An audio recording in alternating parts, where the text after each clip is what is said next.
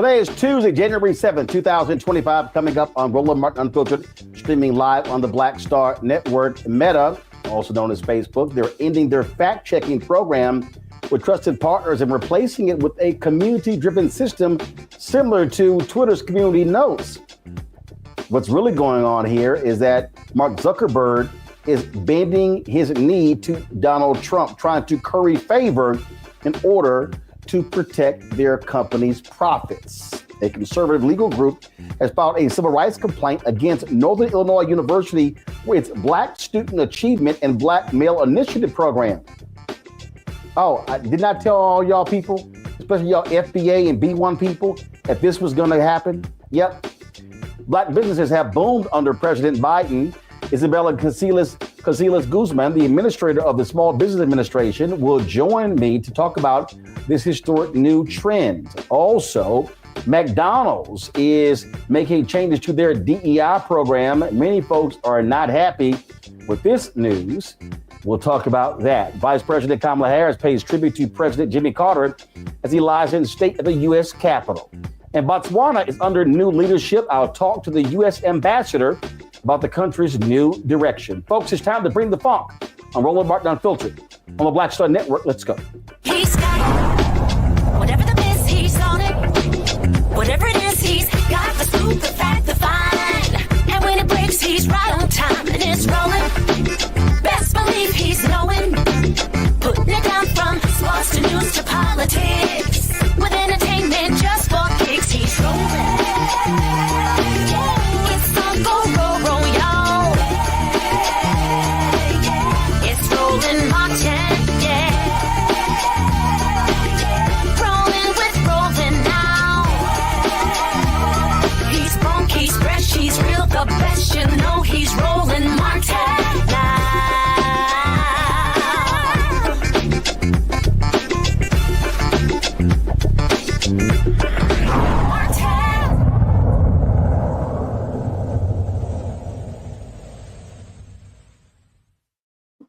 Folks, members of Congress, as well as the Supreme Court and other dignitaries, they were at the U.S. Capitol today when the body of President Jimmy Carter arrived to lie in state. They were there for the ceremony for the former president. Carter's body arrived from Atlanta, was taken to the Capitol by a horse-drawn carriage. They also had, of course, a military cannon salute. Carter's body will lie in state at the U.S. Capitol for 2 days, during which this period, the public can once again come to pay their respects. Vice President Kamala Harris was there to deliver on the eulogies for Carter. It was, of course, a very solemn occasion as Carter's body arrived at the U.S. Capitol. This following him lying in repose at the Carter Center in Atlanta. So this is video earlier of his body arriving at the U.S. Capitol. And so you see there his body arriving. Carter talked about in an interview that these plans had long been made. You have actually a specific office that specifically handled these plans. And more than 2 decades ago, it was interesting. I was watching that interview and he talked about how he wasn't really involved with it, but he was really depending upon his wife, Rosalind Carter, to handle the details surrounding his funeral. But of course, she passed away before he did. And so, as I said, Vice President Kamala Harris delivered the eulogy, paying respects to Vice President Jimmy Carter. All of the major cable networks carried this, except, of course, which is no shock, except, of course, Fox News. It was certainly a sad time there. I want to bring in my panel now, and I'm going to play in a moment the vice president's comments, because remember, it was Jimmy Carter who said he wanted to live long enough to cast his ballot for Vice President Kamala Harris for president. That indeed did happen. Unfortunately, he did not live to see a woman elected president of the United States. Mustafa Santiago Ali, former senior advisor for environmental justice at the EPA. He joins me now, DEI disruptor. Randy Bryant also joins me out of D.C. Joe Richardson, civil rights attorney out of Los Angeles. You know, one of the things that's been really interesting, Mustafa, folks have been talking about President Carter. You've had folks who were saying, oh, he was a failed president. But the reality is, I think when you look at this presidency, one of the things that we have to acknowledge is that it was Reagan's camp who did him in when it came to the hostage crisis. Craig Unger wrote a book on this and said that there was absolute sabotage. And many believe that if they had not sabotaged Carter's chances, if those hostages were returned before the election, he could have won.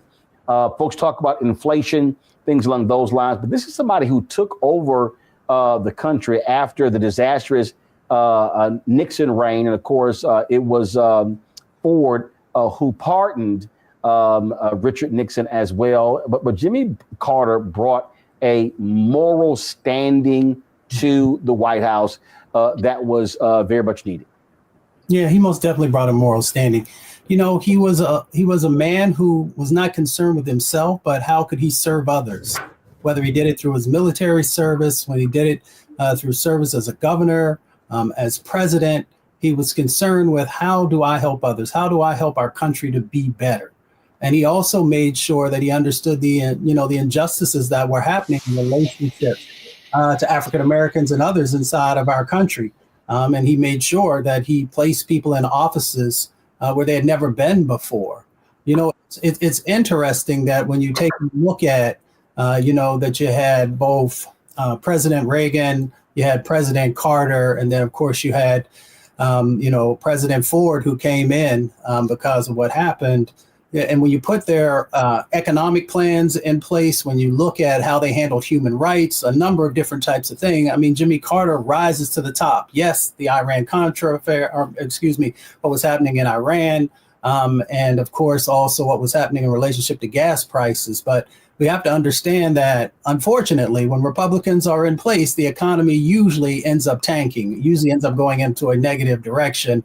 And then Democrats have to figure out a way to sort of shore things up. But the most important thing for me is that he was a man of honor. He was a man of faith. And he was someone who made sure that those who are most vulnerable not only had a seat at the table, but also had a voice in the process. You know, and that particular point there, I mean, you certainly had very difficult economic times, Randy, high gas prices, things along those lines. And the reality, when these things happen, people are going to blame the sitting president. I just think that people, you constantly had this media narrative, failed presidency, failed presidency, failed presidency. And you sort of had that over and over and over again.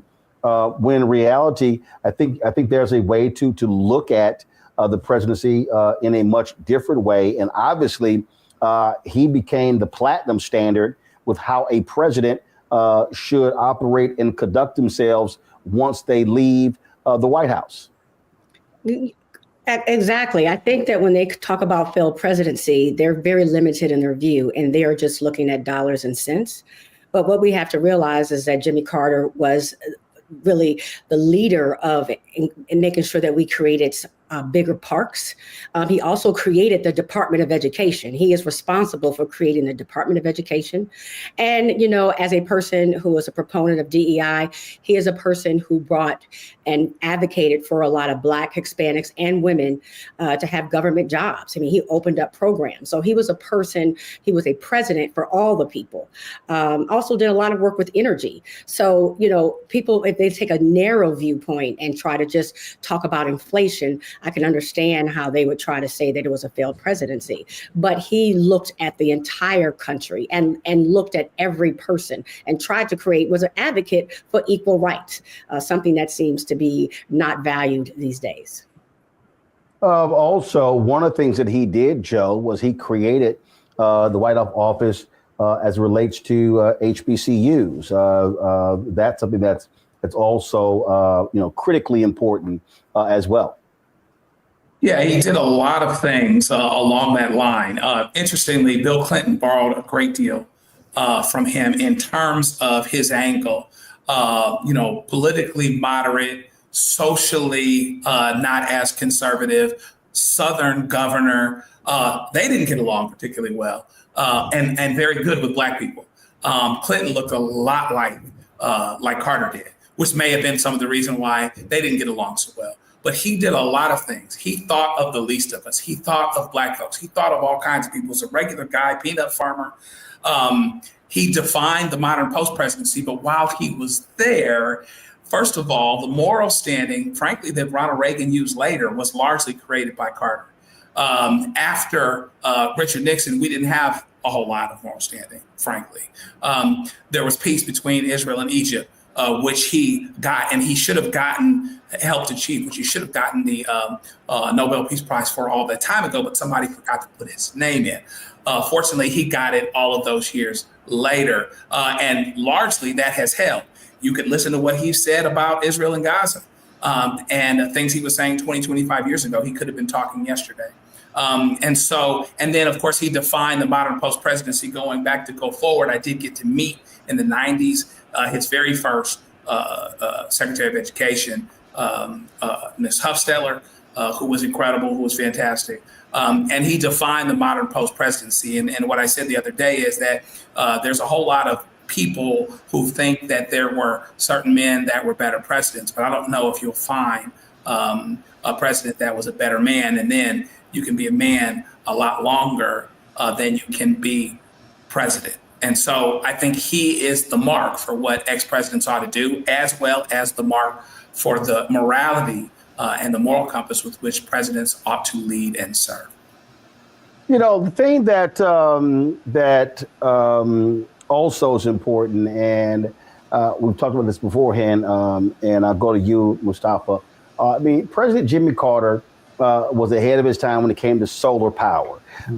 First of all, the United States has now risen to third in the world when it comes to producing solar panels.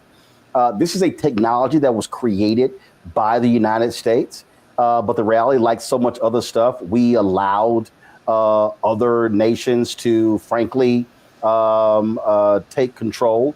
And the thing that just amazes me is that, Republicans derided that. Imagine if America had embraced the issue of climate change, then we would be having a different conversation today about clean energy.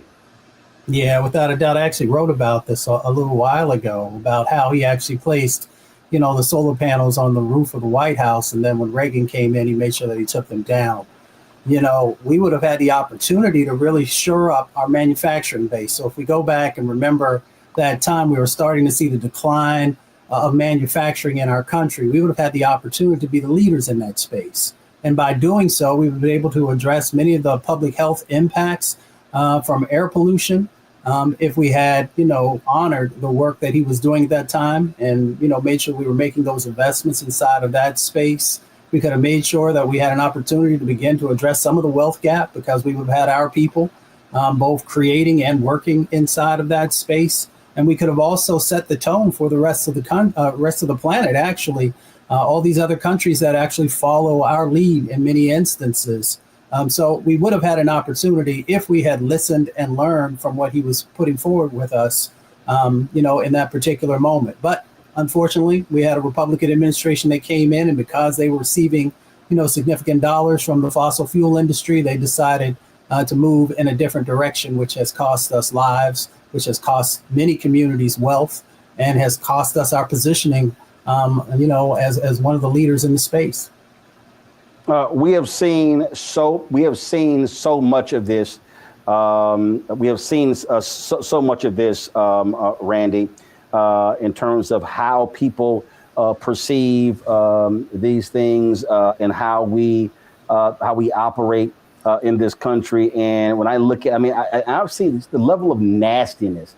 A lot of these conservatives, I have nothing good to say about Jimmy Carter. You've got these evangelicals who are being highly critical of him, and I'm sitting there going, y'all bent over backwards to kiss the ass of Trump, and you want to question the Christianity of Jimmy Carter? Give me a break. Well, unfortunately, Christianity and the way that they're using it, the MAGA people are using it, has really just says that Christianity and God is for them, and everybody else is left out. And Jimmy Carter is going to go against that grain because he was a president for all people. You know, like we said before, you know, he came from very humble beginnings. Extraordinarily, he wasn't just poor; he was po. And although his father was certainly a conservative, you know, Jimmy Carter learned through time the importance of embracing all people, and that all people needed a fair shot. So that flies in the face of a party that has embraced that one person, one type of people is superior or supreme over another. Well, absolutely. This, of course, when we talk about what took place, this was a fantastic shot here. Go to my iPad. This was a shot from the Capitol Rotunda as they were bringing his body in, and of course, that's what again what we saw, what took place. You know, today you saw many of these Democrats and others who were there to pay their respects. President Joe Biden has made January 9th, what took place. Today you saw many of these Democrats and others who were there to pay their respects.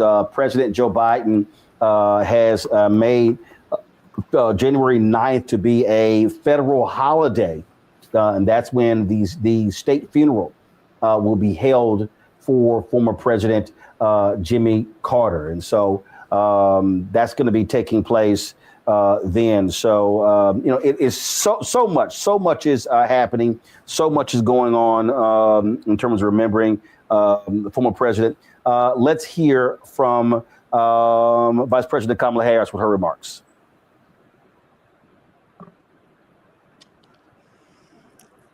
Leader Thune, Speaker Johnson, Leader Schumer, Leader Jeffries, members of Congress, and distinguished guests. It is an honor to be with you this afternoon. And to Jack, Chip, Jeff, Amy, and Jason, and all the other members of the Carter family. On behalf of the American people, Doug and I offer the deepest condolences. Being with you today, I'm reminded of the enduring words of a favorite hymn. May the works I have done speak for me.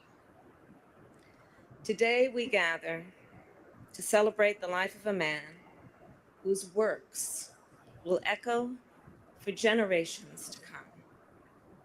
A man from Plains, Georgia, who grew up without electricity or running water and served as the 39th President of the United States of America, and lived every day of his long life in service to the people. President James Earl Carter, Jr. So I was in middle school when Jimmy Carter was elected president, and I vividly recall how my mother admired him, how much she admired his strength of character, his honesty, his integrity, his work ethic and determination, his intelligence, and his generosity when Jimmy Carter was elected president. And I vividly recall how my mother admired him, how much she admired his strength of character, his honesty, his integrity, his work ethic and determination, his intelligence, and his generosity of spirit.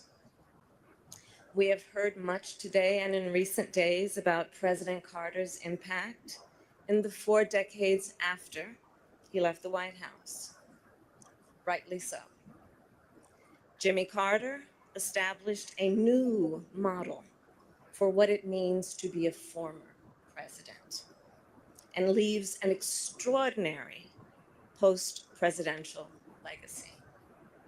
From founding the Carter Center which has helped advance global human rights and alleviate human suffering, to his public health work in Latin America and Africa, to his tireless advocacy for peace and democracy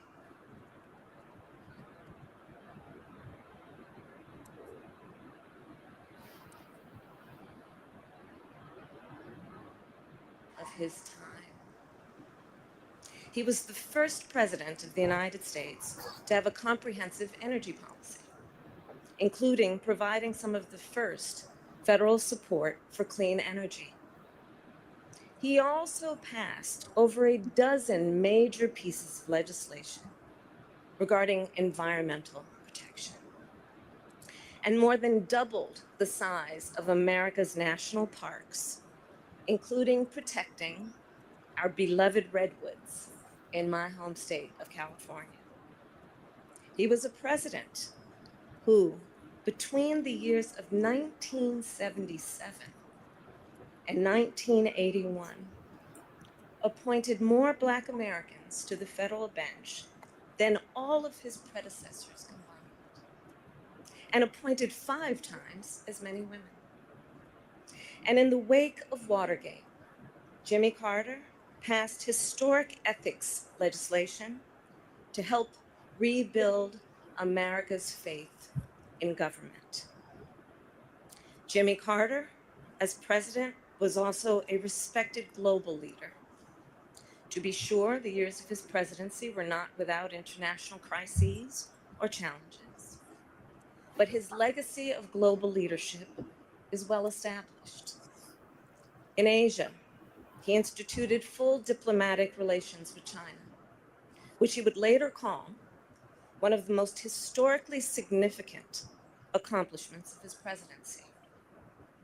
And his legacy lives on in the Middle East because, do recall, in the decades before Jimmy Carter became president, Israel and Egypt had been at war numerous times. Few thought peace could be achieved between them.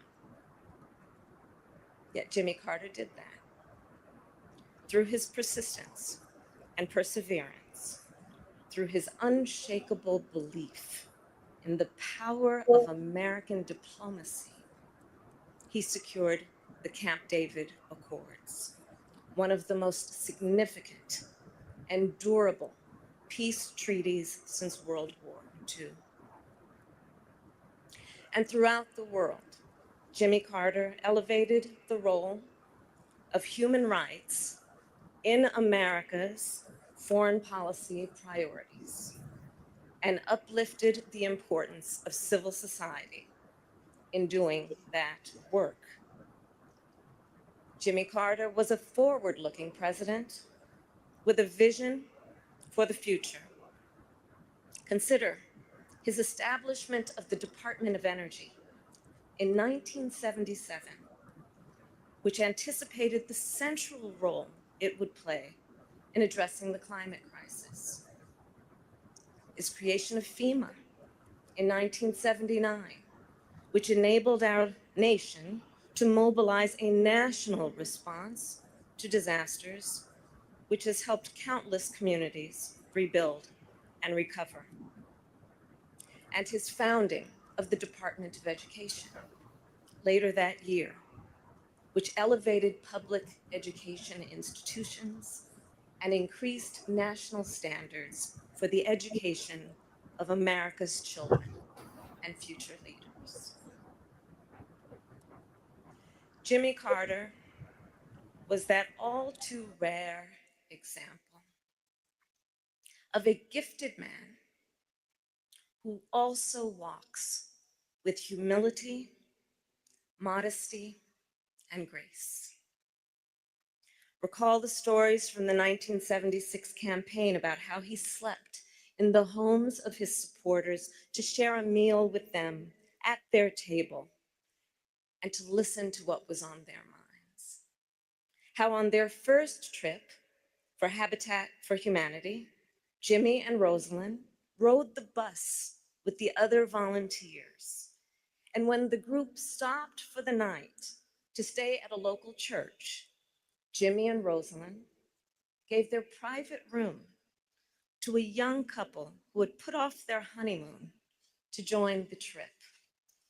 And with the other volunteers, they then slept on the floor of the church basement.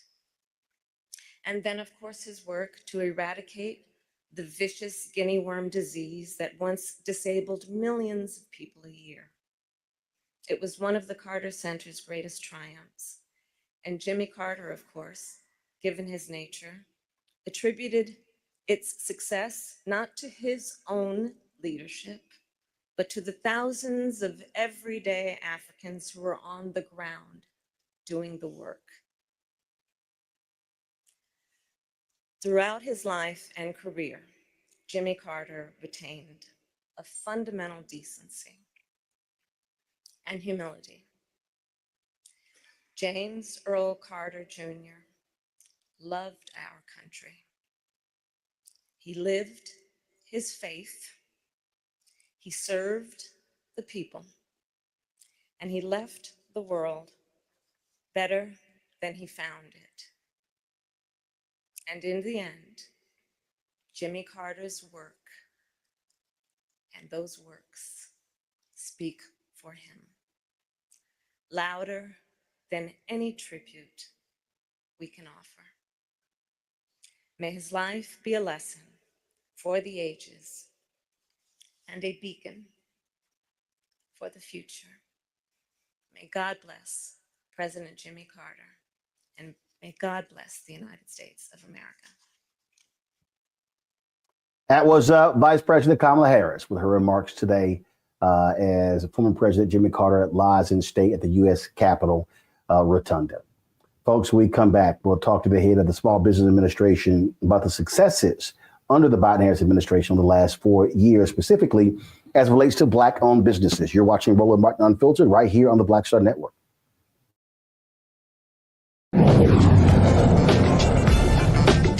Now streaming on the Black Star Network. I was challenged by my uncle early on, before I even had a career. Like, I was maybe 8 years old, and my uncle said, "What do you want to do?" And I told him I wanted to be a rapper. And he said, "Okay, well, I don't know anything about the music business, so what you should do is learn everything there is to know about the music business, and I'll make sure that you have the resources to push you through." And so I went and bought books, All You Need to Know About the Music Business, hit me in. I just went and bought a bunch of books, just started reading as a 10-year-old, just reading. And so I learned, all things licensing, mechanical rights. I learned about publishing, broke up into two pieces, the writer's portion and the producer's portion. But by the time I actually learned, I came back and I was ready to okay, I got it. He was going to prison. So I had all this information. All this knowledge. You're like, well, what am I going to do with it now?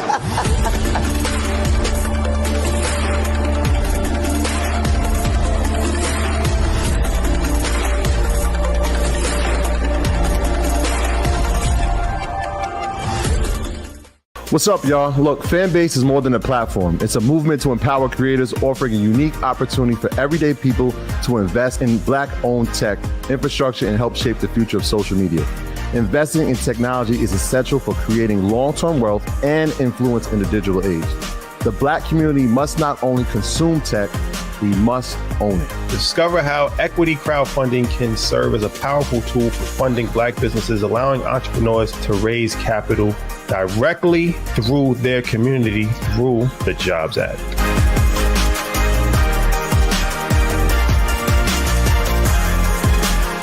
Coming soon to the Black Star Network.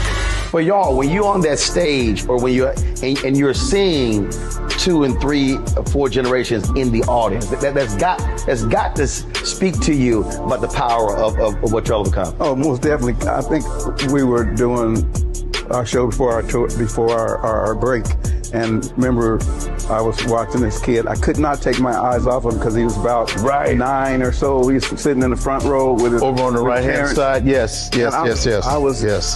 I was amazed that this kid knew everything, and he was I was like tripping to see how many songs this kid actually knew. And he knew them all. And he knew them all. We had to go over there and bring him on stage and take a picture with him, you know, at the end of the show and stuff, because it was just that amazing. It's like, this is crazy. You know, the music travels everywhere, you know, like what Philip was saying, seeing this young kid, then you hear our songs on commercials, cold commercials. Then you have the younger ones that hear our music in animation.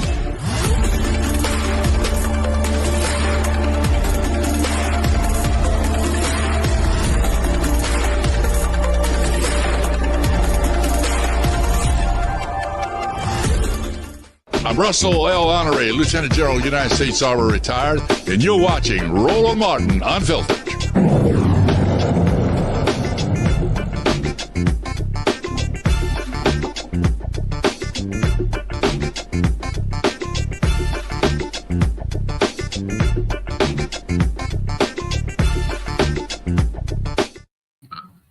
Folks, under the Biden-Harris administration, 20 million new business applications have been filed by women and people of color. Black households who own a business have more than doubled from 5% to 11%. That means more job creation and wealth building. Isabella Casillas Guzman, she is the administrator for the Small Business Administration. She joins me now. Glad to have you back on Roland Martin Unfiltered. You know, this is the issue, a question that a lot of people talk about. People talk about they want to be entrepreneurs. You and I have had this conversation several times during this administration. It comes to an end in less than a couple of weeks, but you have to feel pretty good with what you were able to accomplish.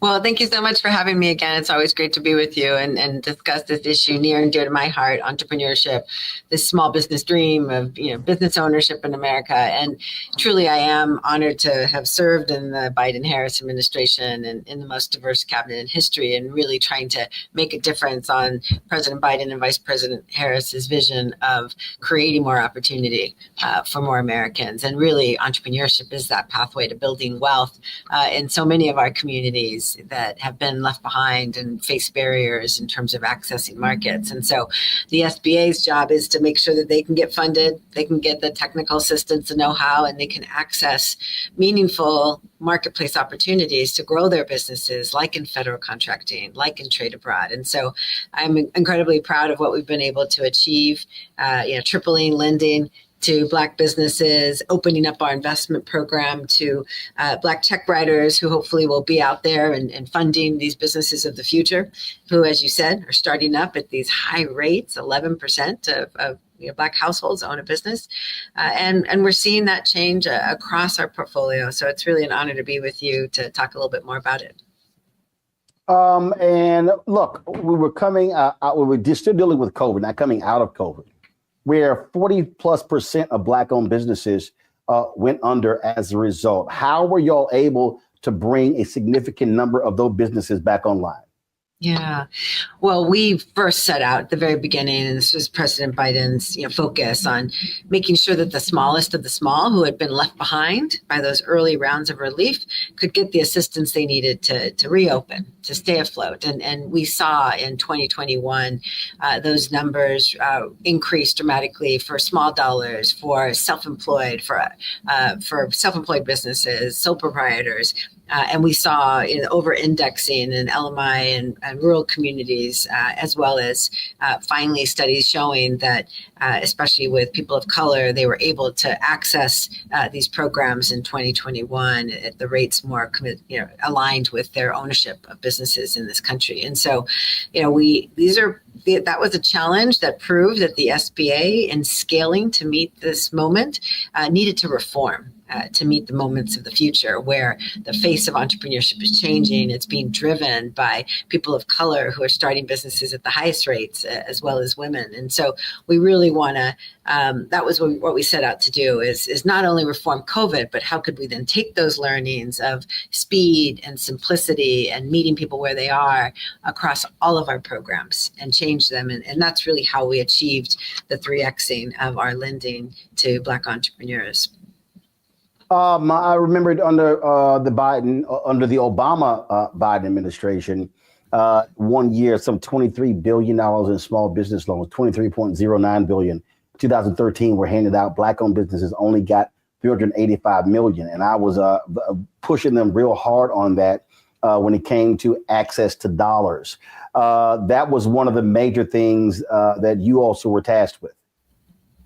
Yeah, 100%, because you see these businesses not achieving the job creation, not achieving the output that they could if they had the appropriate, affordable funding. When you're hustling and working hard in your business to build it, but paying high interest or not being able to access enough money to go after and truly deliver and bid on and win contracts, then you're not contributing as much to the economy, and it's a disadvantage for all Americans, frankly. And so, truly to overcome those barriers, make sure that we're directing opportunities, but as well the capital, the bonding into communities so that they can have a fair chance of really building something remarkable. And I've traveled around the country to see that impact. And whether it's the startups that I've met with, like the Black-owned gym in Dallas, Texas, started up thanks to an SBA loan, which was able to acquire the building, build it up, or the new music facility out in North Carolina, same thing, able to get an SBA loan to start up, or any of these incredible businesses, the largest female Black manufacturer of food products. She has a gluten-free line, Ioya Foods. She was able to build a manufacturing facility, create jobs in Illinois as a result of an SBA loan when she was blocked multiple times from traditional financing. So that's what makes the difference for our economy and for people to have hope that they can play in this marketplace and play fairly to be able to build their dreams and their businesses. And the reforms that we did, it was investing heavily in technology to simplify and streamline our processes so we could also attract in more lenders and diverse lenders who work in underserved communities as well that face barriers. It was about completely overhauling and simplifying our regulations, the biggest overhaul in over 40 years, and ensuring that we opened up licenses for new alternative lenders to come into the program because they are filling gaps in marketplaces where traditional lenders have not gone. And so it's a result of all these reforms that we've put into place and these heavy investments to really make sure SBA's programs work for everybody. And I do think that there's still more work to be done, but I'm so proud that just last year we put out that $1.5 billion to Black-owned businesses to help spur their businesses forward. And I would like to see that number continue to grow because we're about filling gaps, and that's where gaps exist. One of the things that that we also talked about was the unbundling of federal contracts. First of all, there was a record number of contracts that Black-owned businesses received in the last 4 years. And unfortunately, what typically happens is under Democratic presidents, they're unbundled. Under Republican presidents, they are bundled, which makes it harder for a small business to be able to get one of those major contracts.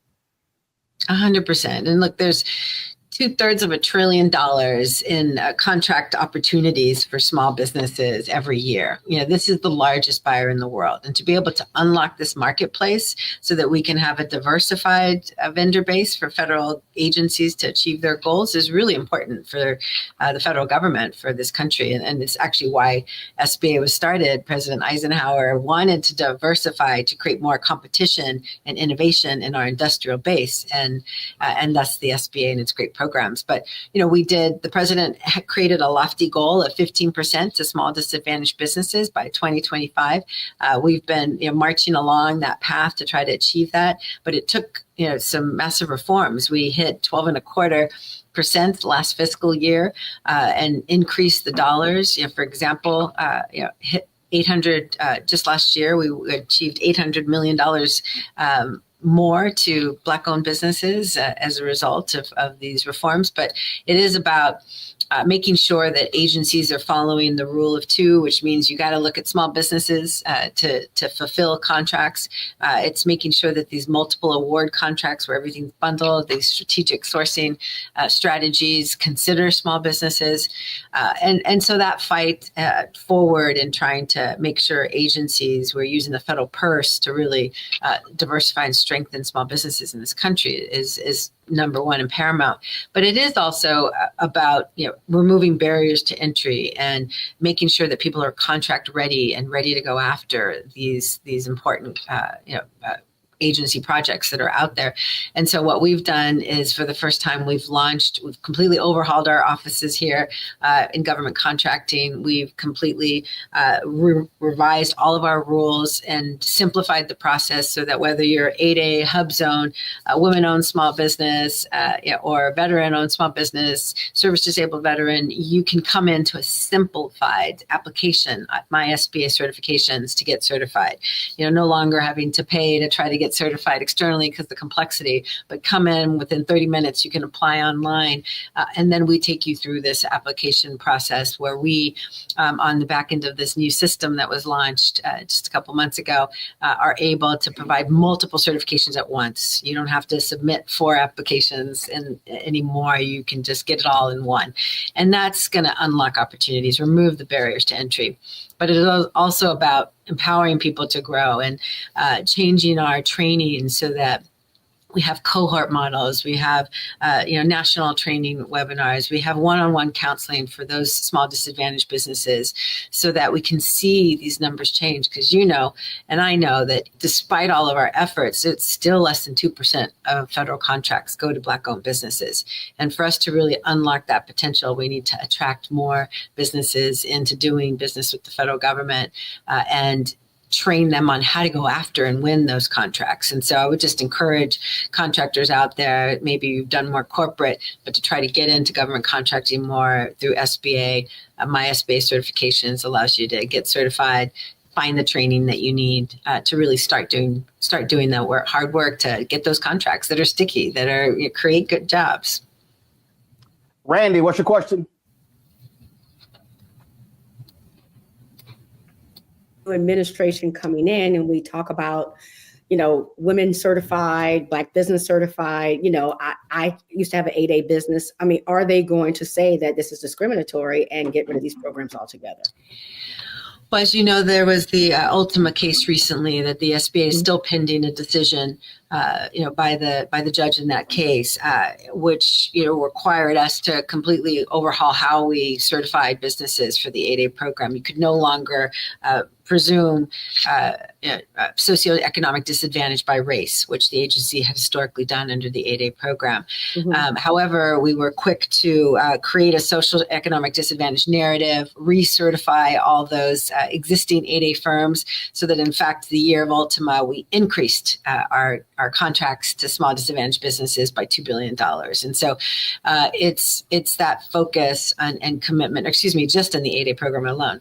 So it's that focus and commitment towards ensuring that the program still works for people, that'll still unlock opportunity. It is now, in compliance with the Harvard case that was held at the Supreme Court, as well as the initial injunction against the agency. So at this point, we don't know what the final outcome of the case is, but we believe that in that spirit, we've been able to align the program to ensure that socioeconomic disadvantaged firms can present their narrative, can present their application, and can come into this amazing sole source program that allows you to access contracts and team up and get into mentor protege agreements with folks to really make a difference in that growth of a business. And so, I feel hopeful that the agency is well positioned to continue to see that expansion. Now,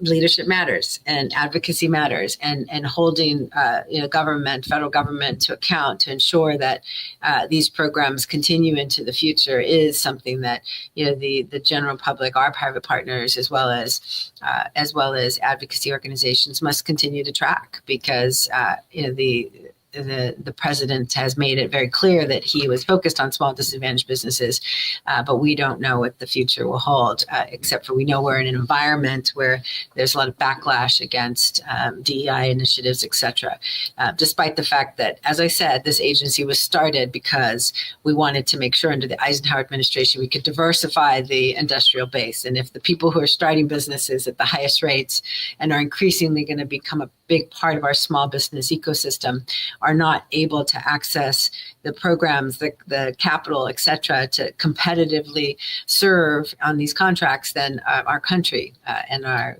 democracy, frankly, and are at risk into the future. So I feel strongly that these programs are necessary for our global competitiveness, our economic future, and see that there's a future for these businesses to come into play with these programs. Joe.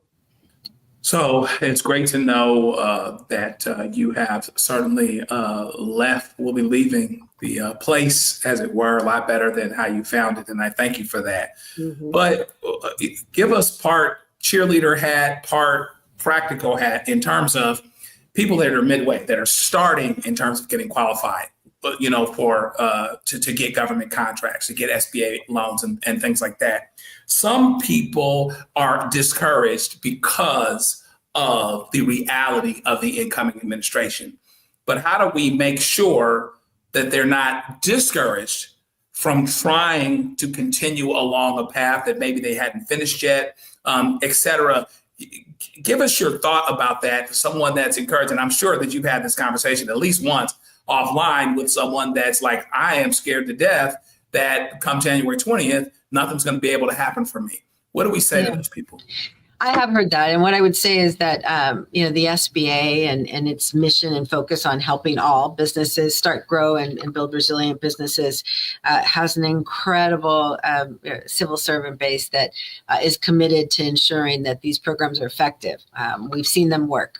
We see them, create opportunity. And so I would say that you need to persevere and continue to be determined to learn how to access federal contracts, and the tools are there, whether you're accessing MySBA certifications to get your certifications in multiple categories that you are eligible for so that you're better positioned in front of a contracting officer, or if you're going through the trainings of Empower to Grow to really learn how to go after and successfully bid against and win contracts, and including subcontracts where you'll get your experience. I think that it is hard work. It is a challenge, but we've tried to create these access points because walking away from these programs that Congressman Perry Mitchell created to try to create opportunities would be devastating to the legacy and the history of that congressman, as well as everybody who's followed, who's advocated and protected these programs. Because if we don't try to continue to access them and try to be a big part of the base of applicants and the base of successful 8As and SDBs in these federal contracting programs, then we're walking away from opportunity. So I would say that we need to persevere. We need to have grit and determination. The SBA has district offices around the country with career civil servants who know these programs, who know how to help you navigate whatever that certification is, and can help you, connect through our local business opportunity specialists, our local procurement center representatives who can give you those tools. And so I would say that's not changing. That workforce is there, they're strong, and they're committed to ensuring that SBA's programs continue as they have for the past 70 plus years. Mustafa. Administrator Guzman, thank you for your service. Thank you for also uplifting the civil servants who will continue to do the great work. I spent over 20 years in federal service, and they say that was it 1900 to 1930 was a golden era for Black businesses because they continued to grow and grow during that time. I'm curious. I know when I left federal service, I had a moment of reflection and said, if I had an additional year, I would have loved to have been able to do X. I'm curious if you had that little bit more time, what's that one thing that you would have also liked to either continue to do or to the thing that maybe folks don't know about that you would have loved to have got across the finish line? I had a long list coming in. We've been able to accomplish quite a few of them, and next week we'll be publishing, a full account of all those accomplishments. I am incredibly proud of unlocking opportunity through the capital reforms, of course.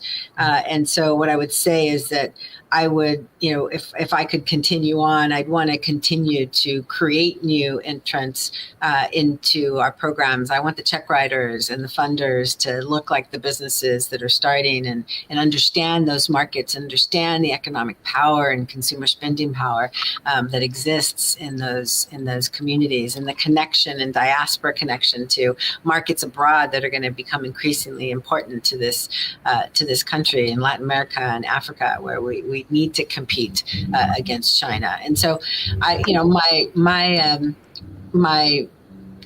think I have too long of a list, but for sure, capital, I think, really is core to unlocking the potential of a business. And so expanding our base of lenders is what I would continue to fight on if I were staying.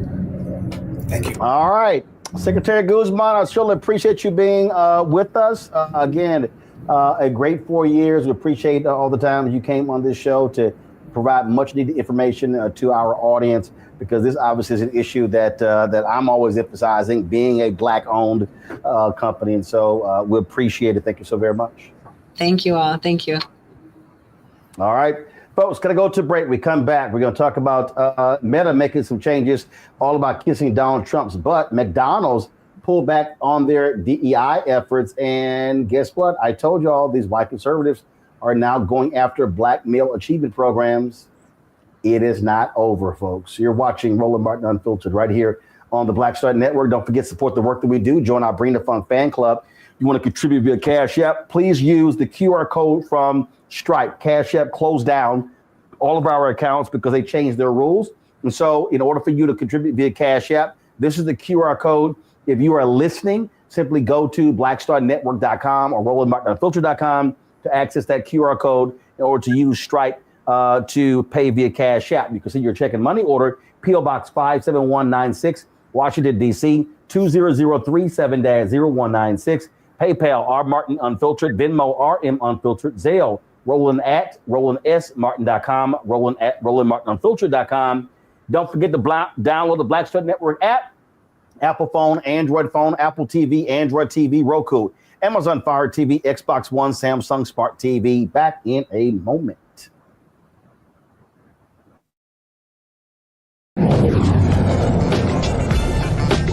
Coming soon to the Black Star Network. Well, y'all, when you're on that stage, or when you're and you're seeing 2 and 3 or 4 generations in the audience, that's got to speak to you about the power of what y'all have become. Oh, most definitely. I think we were doing our show before our break, and remember, I was watching this kid. I could not take my eyes off him because he was about 9 or so. He was sitting in the front row with his over on the right hand side. Yes.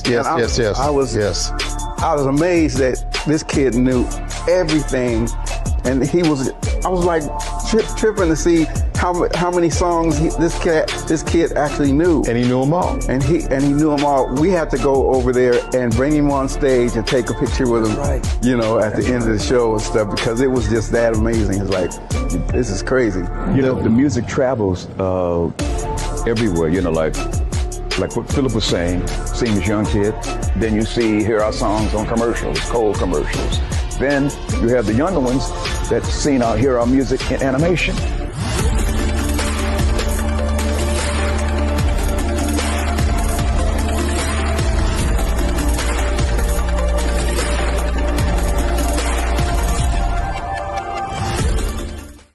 Hi, I'm Isaac Hayes III, founder and CEO of Fanbase. Fanbase is a free-to-download, free-to-use, next-generation social media platform that allows anyone to have followers and subscribers on the same page. Fanbase was built through investment dollars from equity crowdfunding from the Jobs Act. People just like you help build Fanbase, and we're looking for more people to help build Fanbase. We are currently raising $17 million at a Regulation 8 crowdfund on Start Engine. We've already crossed $2.1 million, but we're looking to raise more capital from people just like you that deserve the opportunity to invest in early stage startups without having to be accredited investors. So right now, I'd like you to go to startengine.com/fanbase and invest. The minimum to invest is $399. That gets you 60 shares of stock in Fanbase right now, today. And then use Fanbase to connect with friends, grow your audience, and be you without limits.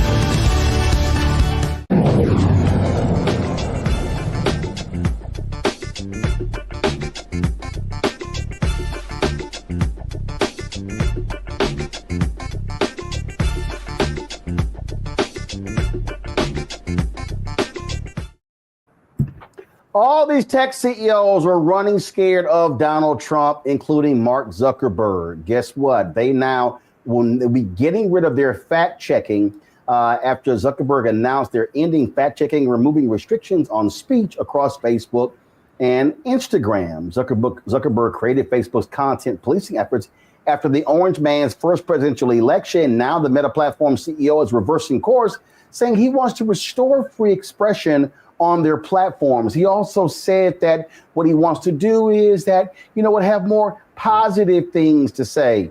Now, let's remind y'all, this is the same Facebook that has been suppressing content, suppressing Black content creators, suppressing news as well.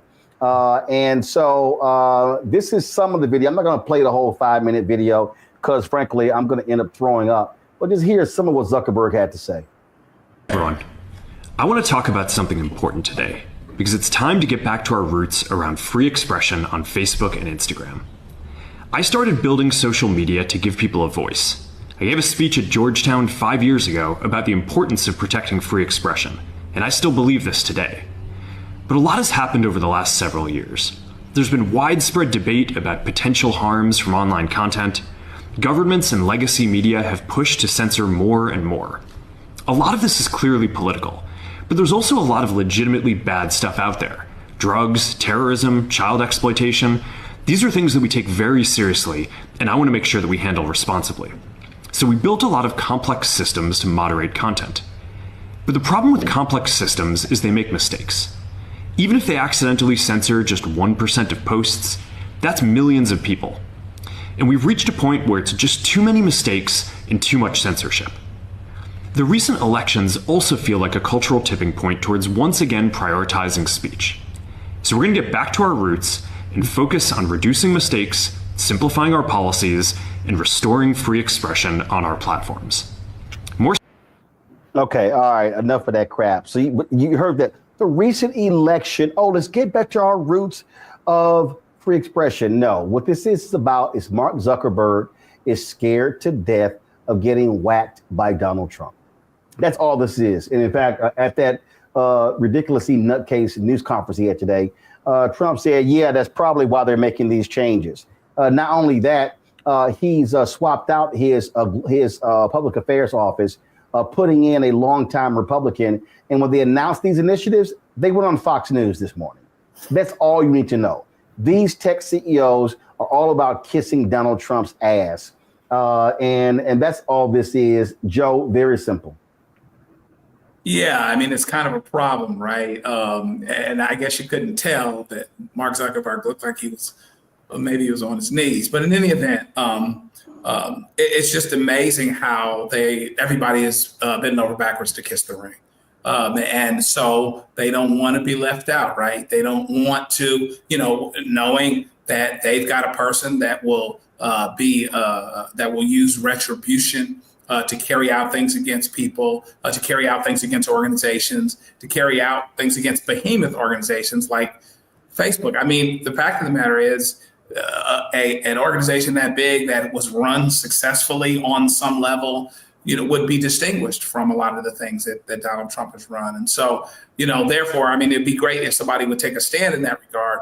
But clearly, he's being moved, as are Bezos and other folks, by the fact that the wind seems to be blowing in the direction of Donald Trump, and they want to make sure that they don't get left out as it pertains to it. And that's too bad, so sad, because now You've got free reign of bull crap that can be on social media, things that are untrue.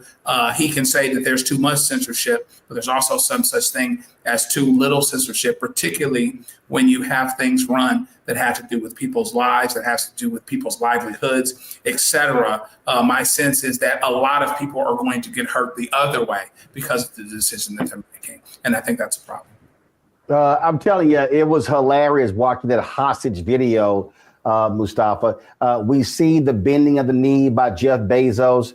We see Elon Musk kissing his ass. We see all that they're doing. And look, the United States calling for TikTok to be shut down by January 19th or potentially so. You got these conservative folks lining up trying to buy that. The right wing is desperate to control big tech, access to information, has access to hundreds of millions of people. And we saw how Elon Musk used Twitter to flood the key timelines of so many people with nothing but right-wing propaganda. Yeah. Well, it's all about misinformation, disinformation, being able to control the narrative, to reframe the narrative, all these different types of things, because they understand where people get their information from. They're not watching mainstream media.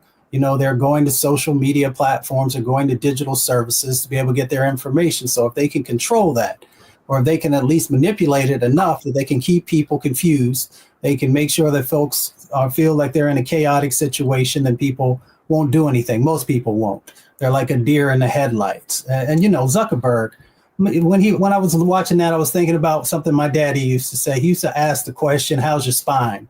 And what he meant by that is if you don't have a strong spine, they used to say the winds are going to blow hard someday, and then what's going to happen to you?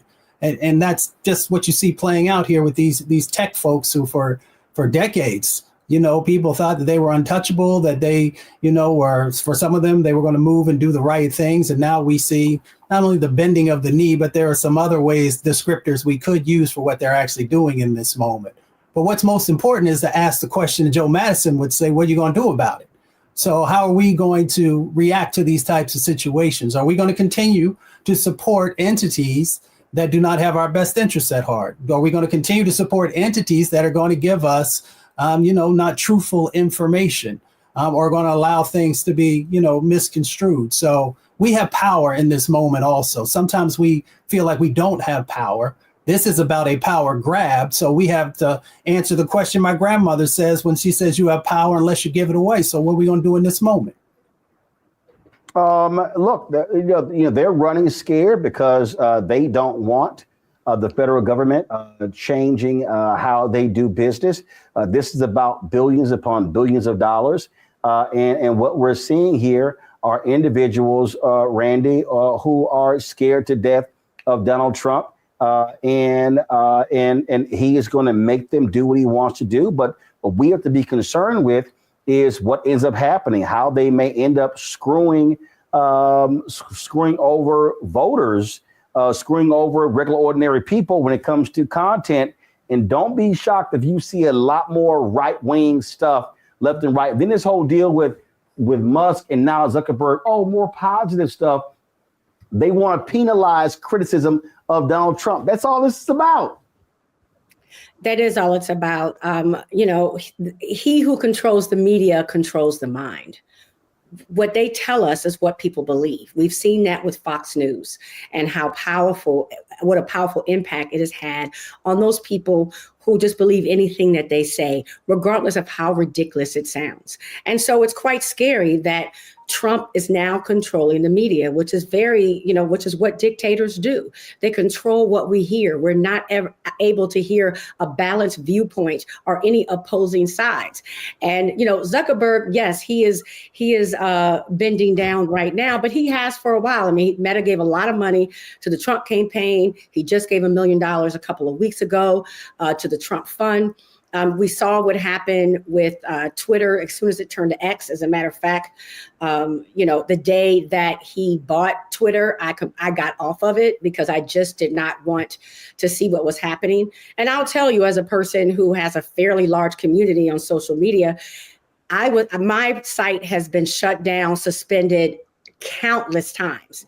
And namely, whatever I said anything that was not positive about Donald Trump. So I literally, or Donald Dump, or I just avoided saying anything whatsoever. So it's censorship in the way that will work for them and get the messages out that they want.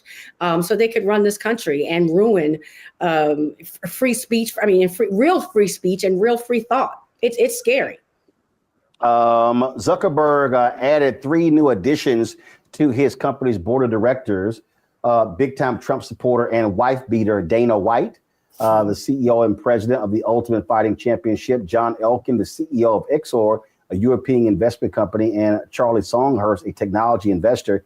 I was looking at social media. They also have been deleting criticism of those appointments on their internal message boards. And so I guess they don't really believe in freedom of expression if you work for Facebook. Isaac Hayes III, who is the founder of Fanbase, released this video in response to what Zuckerberg announced today. Today, you saw a video of Mark Zuckerberg walking back the policies that kept Instagram and Facebook trusted platforms for their users to turn to. Real trust, the kind that makes you feel seen and heard, is what social media is supposed to be about, right? But these days, it feels like that trust is slipping away. When platforms start stepping back from accountability, it makes me think, where does that leave us? Freedom of speech thrives on informed discussions where individuals can exchange ideas rooted in truth. If platforms allow unchecked misinformation to spread, it pollutes public discourse. This makes it harder for the people to distinguish fact from fiction, undermining the very foundation of meaningful communication. It is apparent now more than ever that the oligarchs only seek to increase their wealth, suppress the truth, and consolidate their power, all at the expense of the communities they built their fortunes on and claim to serve. But we have a choice. We can stand idly by and watch as trust erodes, or we can act boldly, decisively, and invest in platforms that value us, that respect us, and that empower us. And that choice starts right now. I'm asking every single one of you to download Fanbase today. Don't wait. Don't put it off. Become part of something bigger. At Fanbase, we're dedicated to building an environment that is not only free from misinformation, but is safe and welcoming as well. So be heard, become part of the shift in power, and download Fanbase. This is our moment to redefine what social media can be. This is our moment to own the future. So I went on social media earlier, Mustafa, Randy, and Joe, talking about this. And one of the things that I try to explain to people is that they need to understand what platforms are. They need to understand what your pages are. And so, perfect example. Okay, so we're streaming right now on YouTube, Facebook, I think Twitch. We might be on Instagram. We also are streaming on our Black Star Network app. So we have our own platform. So if YouTube decides that, you know what, you can't run this, if Facebook says you can't run this, well, then we can still get our content out to our audience and not have to be, frankly, censored by anybody else. And what I've been saying to people, this is a perfect example why we as African Americans, and even those who aren't Black, who watch us, should be, 1, downloading Fanbase, 2, investing in Fanbase. So let me explain. So a little bit earlier today, I went live on Instagram. And if I look at my Instagram account, if I look at the account, I have 744,000 followers on Instagram. When I went live today, the max number of people who watched was about 323. Okay, 323 who watched this earlier. So keep in mind that's not even 0.5% of all of my followers. Okay, so I went live on Facebook. I think we got up to 850 or something along those lines. I got 1.4 million followers there. Mark Zuckerberg basically admitted that they've been shadow banning, that they don't allow all of your content to go to all of your followers. He admitted that. And so we have to understand that a platform like Fanbase, if you have let's just say Fanbase had 100 million users. Let's say I had 1 million people who are on me, following me on Fanbase. Well, my 1 million folks would actually be seeing my content, would be getting my content, because they're not trying to make their money off of advertising. And that's the piece. And so Elon Musk and Twitter, Facebook, Instagram, Threads, all these platforms, they're not sending your content to all of your followers, Mustafa. They are still controlling who gets to see it, when they get to see it. And so we need to, and I keep saying as Black people, we have got to stop being consumers and users and being equity players, which is why I have been so bullish when it comes to us investing in Fanbase, building that up to millions and millions of followers, being able to go public. And now we create wealth. We have an equity stake in the company, and we are in the control of the content, because I'm telling you, the next 4 years, we're going to see a deluge of right-wing content hitting us on every social media platform, especially Facebook and Twitter. Yeah. And again, it's about power. It's about, being able to make sure that the information that's being shared, not only with your family, if you have children or, folks that you care about, is authentic and that it's truthful, and hopefully that it's culturally competent. But, there's this game that's being played, and so many folks, I don't want to think folks are asleep, but I know people got a lot of things going on in their lives. But, when you have entities that you can trust and that have your best interests at heart, whether it's Fanbase or the Black Star Network, we should be investing in those. If you look traditionally in our communities, the entities that have been, not only survived, but were strong and that were thriving, it was because we were reinvesting back into them. And then they were investing in us by making sure they were sharing the right information with us, making sure they're sharing our stories and our successes, and also the tribulations that we may have been dealing with. So we have that same opportunity in this moment to make sure that we're supporting our own, because other people will do that. And they are also taking over these other platforms, and we know what they're going to be pumping into that. So we have power in this moment, and you can make the investment. Or you can continue to invest in these other types of entities that have no concern for our community.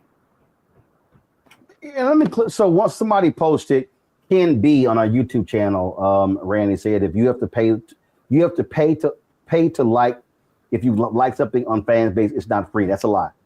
That's not true.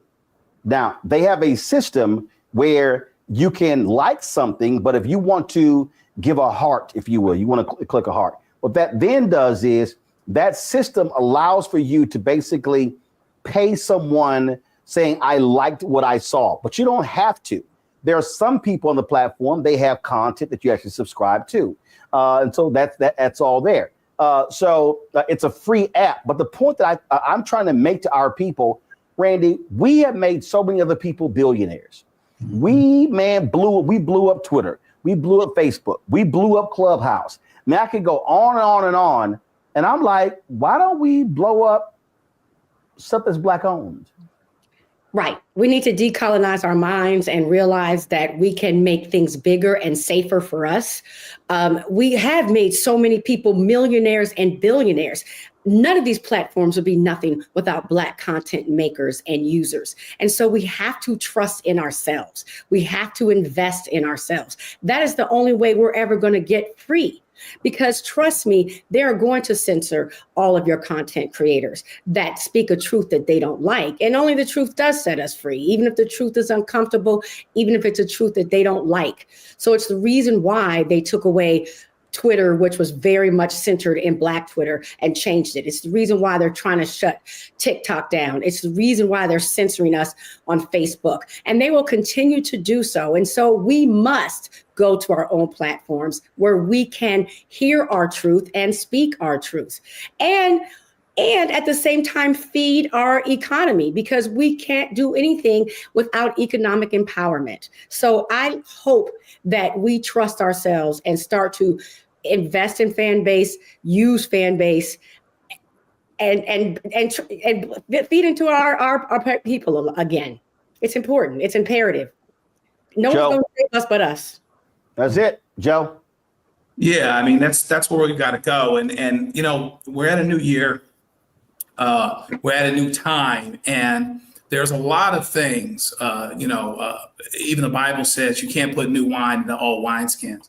And maybe your old wineskin might be the procrastination of not doing something that you thought you'd do. Whether you're talking about cleaning your garage, whether you're talking about starting a business, whether you're talking about writing a book, whatever it is that you're doing, I think it's important to use this time to look at our lives, to look at what we're doing, to look at what we're doing as individuals, as families, as people of color. If you really are concerned about what's going to happen in this next administration, then you should be battening down the hatches in terms of what you invest in terms of what you support, what groups you support, what stores, what chains you support, where you purchase your products, where you shop. This is an opportunity to really do the things that maybe we've talked about doing and that we've deprioritized. So how is it that we prioritize making other folks rich, making other folks prosperous, consuming in something that we can never have an ownership stake in, but we don't prioritize actually doing the opposite, something that can actually help you, help us, help you. It helps everybody that you're concerned with, everyone that you want to protect, et cetera. So we can all use this time to to prioritize and look at areas of our life where we have pieces of unfinished business. And I think one of those pieces of unfinished business for our community is really going all in. I'm supporting Black-owned businesses and businesses that have a concern for and a regard for our community, and to go all in on supporting those. And I think Fanbase is a great way to do that. Folks, if you want to invest, startengine.com/fanbase. Startengine.com/fanbase. You can also download the app and just follow me. I'm at Roland S. Martin on Fanbase. All right, y'all, we come back. Lots more to talk about on the show. We're going to talk about McDonald's pulling back on their DEI efforts. I'm sure Randy has something to say about that. Also, we're going to be talking to the U.S. ambassador to Botswana. And then also Ghana, they had their change in leadership that took place with their inauguration was today. So lots more to talk about right here on Roland Martin Unfiltered on the Black Star Network.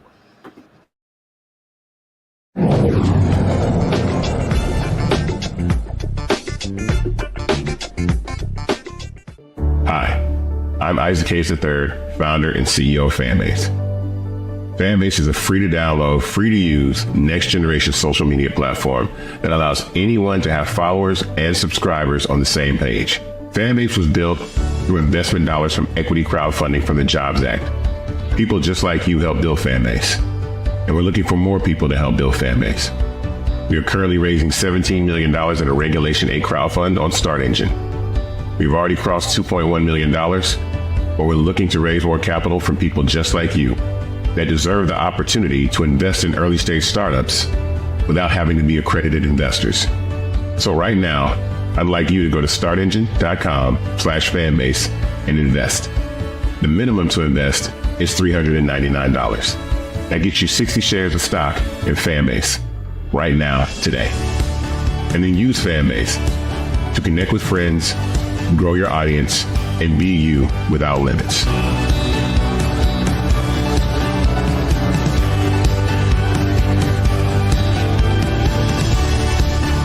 Now streaming on the Black Star Network.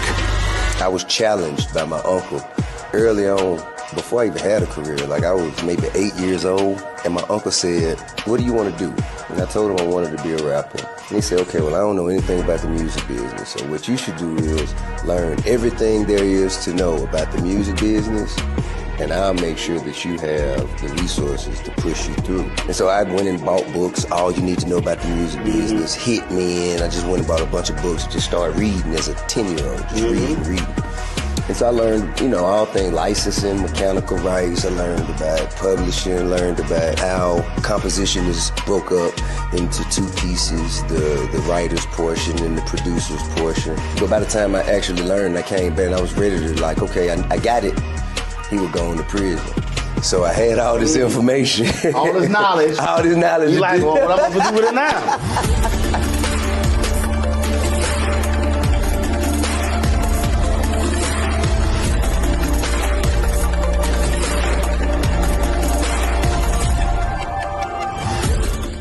Now that Roland Martin is willing to give me the blueprint, hey, Cyrus, I need to go to Tyler Perry and get another blueprint because I need some green money. The only way I can do what I'm doing, I need to make some money. So you'll see me working with Roland. Matter of fact, it's the Roland Martin and Cheryl Underwood show. Well, should it be the Cheryl Underwood show and the Roland Martin show? Well, whatever show it's going to be good.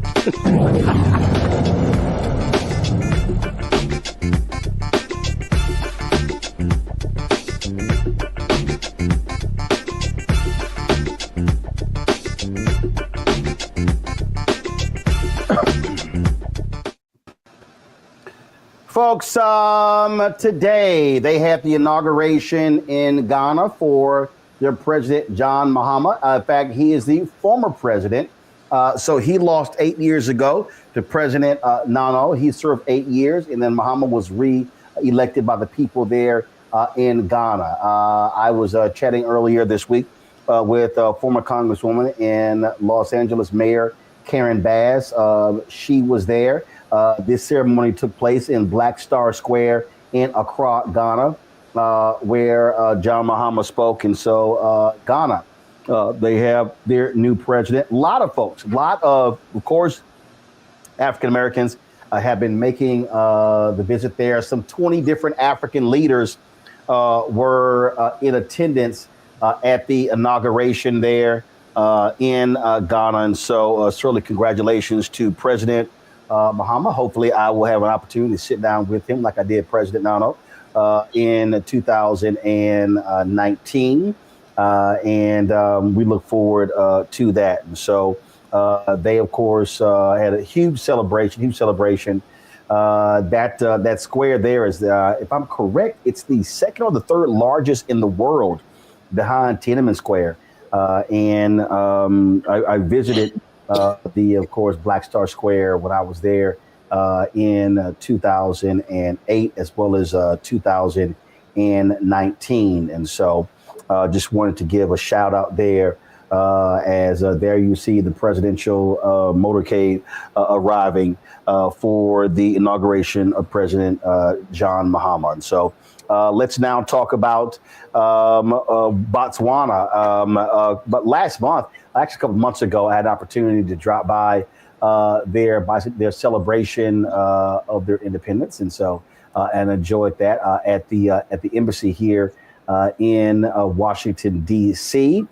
Shortly after that, they had elections there as well, and so I want to chat with the U.S. ambassador to Botswana, Churchill Mofokeng. Did I get it pronounced it correct? Let me know if I pronounced the last name correct. You pronounced it good. Thank you so much, Martin. All right, glad to have you here. So let's talk about again. You had elections, and so you had Botswana. For a lot of people don't realize, one of the more stable African nations when it comes to leadership, when it comes to transition, and so let's talk about that. Thank you so much, Martin. I think a lot of people don't know Botswana, and I think it's very important to give context. It's one of the smallest countries in the world in terms of population, because we are only about 2.6 million people in Botswana. But it's one of the countries that makes a very big impact in the world, especially when it comes to issues of democracy, when it comes to issues of good governance and good leadership. And Botswana has been an exemplar for the past 58 years when it got independence from Britain in 1966. And we have had the longest undisturbed democracy in Africa. And we still have that title. And that's one of the most important things. But apart from that, for the past 58 years, even though it was a democratic nation, but we have seen only one party which has actually been ruling Botswana, actually winning the elections up until last year in October, when the opposition party, which is more united, called the Umbrella for Democratic Change, took over the reins from Botswana Democratic Party, which has been in power for the past 58 years. And it has been a wonderful occasion, well celebrated by people. I think people were thirsty for change.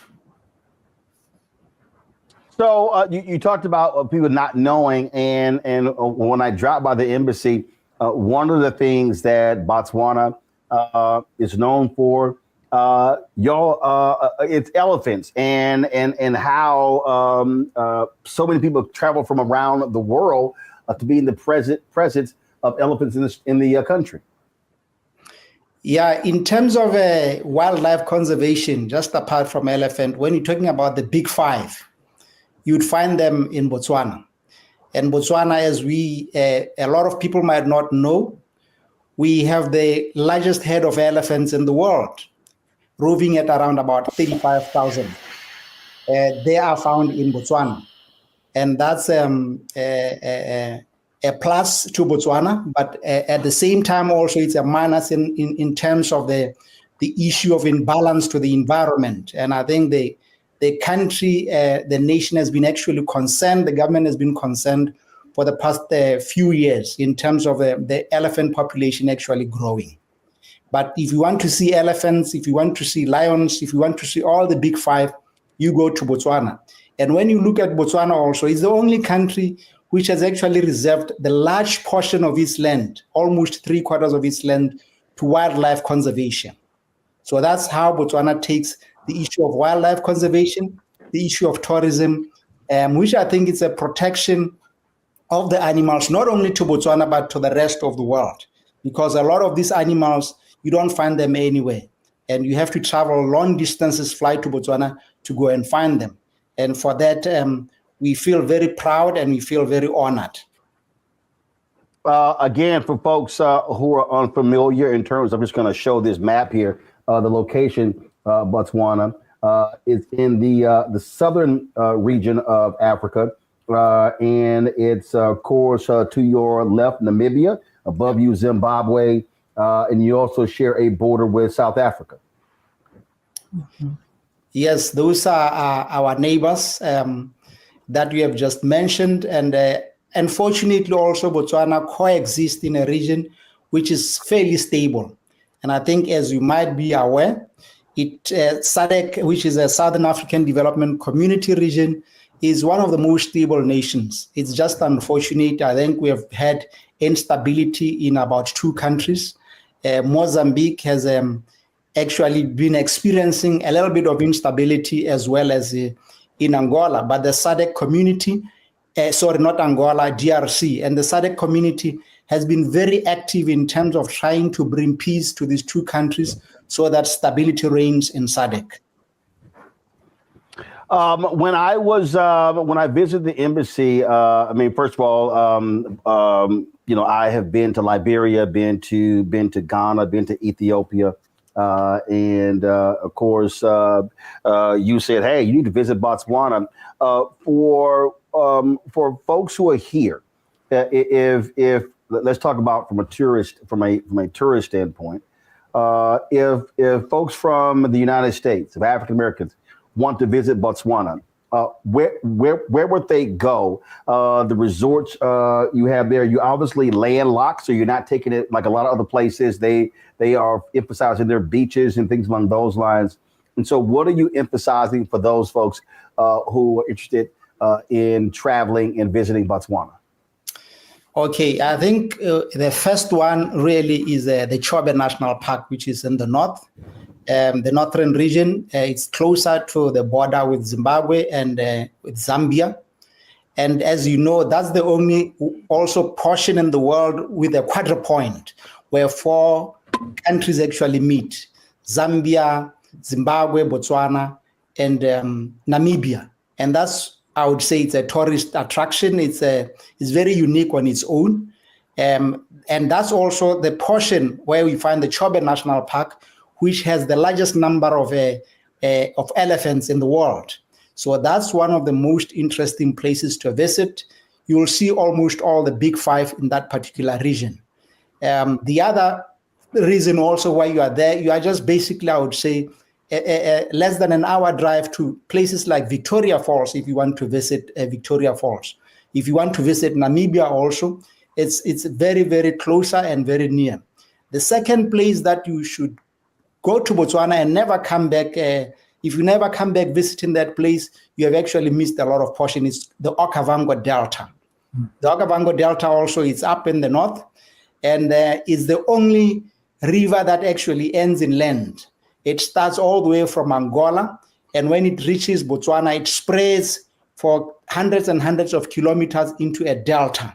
And you will find all the different types of animals there, even the species of animals, including birds, about 600 species of birds that you will find out in the Okavango. So that's one of the best areas to also visit. Yeah, guys, go to my map, please. Thank you. So you see it right there, where you see the river coming from Angola. Then all of a sudden, it splits into three different directions in Botswana. You see it right there. Yep. One of the things that I've seen other African leaders talk about is the importance of, like you see in Europe, open borders. And so, how easy, let's say someone goes to Botswana, how easy is it for them if they want to travel to Namibia or Angola or Zambia or Zimbabwe or even South Africa? Is it difficult? Just talk about that. It is actually very easy. And a lot of these countries also coordinate and collaborate in terms of tourism across. And you'll also find that if you are talking about an American tourist, also because you don't need visa to go to Botswana. Also, some of these countries around Botswana also, you don't need visa. So you'll find that some of even the tourist, the safari companies that are actually operating in Botswana or in Namibia, they even do their final tours also in Botswana. So it's very, very easy to go across the country. And also even not necessarily for the tourists from outside the world. Botswana also has actually started, I would say, a very good thing. When you look at what Botswana has actually recently done with Namibia, for you, it's the only country in the SADC region where you can go from Botswana to Namibia or Namibia to Botswana without a passport. All you need is a national ID to be able to cross into Botswana and Namibia. So that is the first point in terms of making it very easy for the citizens of both Botswana and Namibia. That's a starting point. And I think Botswana is selling this idea around SADC countries so that in future we should see free movement of people and goods across these countries. That will also improve not only tourism, it also improves the issue of trade across the borders. Questions from my panel. Mustafa, you first. Yeah, well, thank you for joining us. I've had a number of friends from Botswana. They often talked about the education and healthcare and how, in this country, you often have to pay for that. And it was different in Botswana. Could you talk a little bit about that? Because it speaks to the infrastructure of the country. Yes, thanks a lot. And that's one of the bigger differences that you find in a lot of countries in Botswana. Botswana, I think, throughout since 1966 when it took independence, and thanks to the discovery of diamonds in the early 70s, where we find that most of Botswana's economy is derived from diamonds. And that money has actually been invested in a lot of infrastructure in Botswana, both the road infrastructure, the rail infrastructure, the air infrastructure, the education of Botswana, even in terms of health. And like you have already mentioned, the issue of education. When you go to Botswana, right from the primary level education all the way to university or the college level, you don't pay. And even if you do even better, they've got certain programs and elite scholarship programs and other programs that you are able to choose any college or any university in the world. As long as you have done better, you can be able to get scholarship to go and do any course of your own. So that's what really makes Botswana so unique. Free education, free medical health that you're trying to see wherever you go. And then the country has invested a lot in health, in the health system. Wherever you go, whether you go north, south, east, in almost all the districts, there are primary hospitals, there are referral hospitals that you'll actually find in Botswana. So that's what makes a very big difference about Botswana. Randy. Well, of course, I'm interested in the diamonds. And so I just, yes, shocker. So how do I get one? No, I know that, there's a lot of conversation, or I've heard a lot of conversations about that countries in Africa have not been treated fairly when it comes to getting our gems out. What has Botswana done to ensure that, the country is receiving and being paid fairly? Because I know it has helped the economy greatly, but are there more conversations to ensure that you are getting what is fair from trade? Thank you. I think that's a question which is ongoing even since we started mining these diamonds. We continue to, first of all, I think is the good leadership of the country, and what the leadership realized that diamonds are like oxygen to Botswana. It means everything. Yes. So they had to have a very good negotiation skills and get into partnership with partners who are very genuine. And as you are aware, Botswana has been in good partnership with the DBS for quite a long time. It has diversified its partnership with Canadian companies also. It has diversified partnership with other countries, but the majority of the diamonds that are mined is a partnership between Botswana and the DBS, and it's a 50-50% share. What I need to admit, though, in the past that Botswana did not take advantage of, and I think this is something which is slowly changing. Botswana was more immersed in terms of the diamond mining, but did not really participate in the entire value chain. So it is only in recent years that it's actually realized that it is really important also as part of the diversification of the economy, especially the mining sector, that it has to actually participate all the way from mining to cutting, to polishing, to design. And that's what the country is actually doing. That's what people are looking for, different partnership in terms of doing that with either partners from outside the country, even within the country also.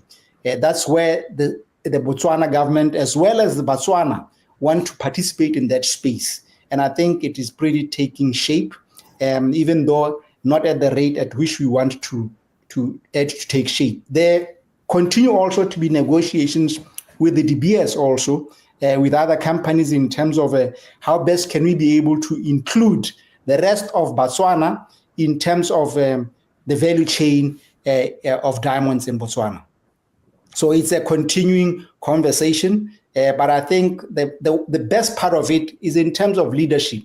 In a lot of countries, sometimes some of these things are not run in a very professional way. But I think Botswana, from the beginning, with the leadership and the transition of leaders as they came also, they just took over, and the professionalism continued, the leadership continued, the value chain continued, even in terms of seeing that these diamonds do not particularly belong to a certain region. They belong to the central government, and the money is equally distributed throughout according to the national plan. We don't say, no, because diamonds comes from sector X or sector Y, it has to benefit more than the other sectors. That's not how it is done in Botswana. Thank you. Joe? Great information, and I appreciate you being here. It's always a great history lesson to learn more directly from the source about a country that you think you know a little bit about. Clearly, Botswana is still very much a well-kept secret, too much. So tell us about the things that are being done to let more people know, and how can we help Botswana be less of a well-kept secret, whether you're talking about tourism, investment to people in America, Black people in America, and Black people all over the world. Thank you so much. I think it's important also, especially for the Black people in America, that we should understand that the rest of the world is actually going south. We talked about it used to be called the